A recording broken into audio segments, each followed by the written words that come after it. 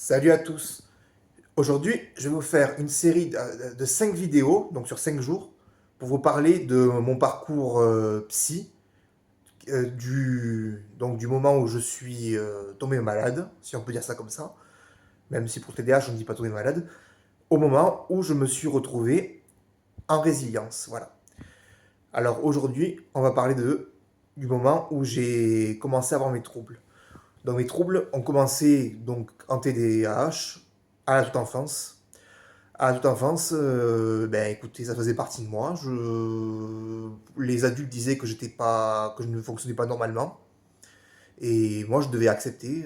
Enfin, je passais j'allais de psy en psy et en fait, voilà, on devait faire avec. Même si bon, le terme TDAH n'était pas encore posé, c'était clairement ce qui se passait.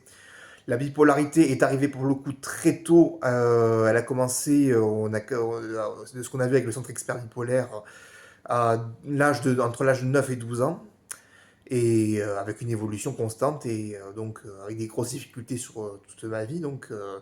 Je suis passé de très bon élève à mauvais élève, mais j'ai quand même réussi à avoir mon bac, ça, il va sans dire.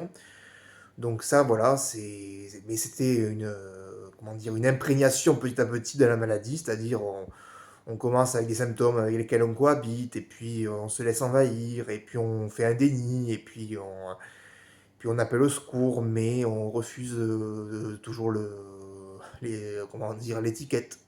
Donc on pense que c'est autre chose, on cherche d'autres étiquettes, et c'est comme ça que des fois on ne fait qu'aggraver le mal et retarder le traitement. Voilà.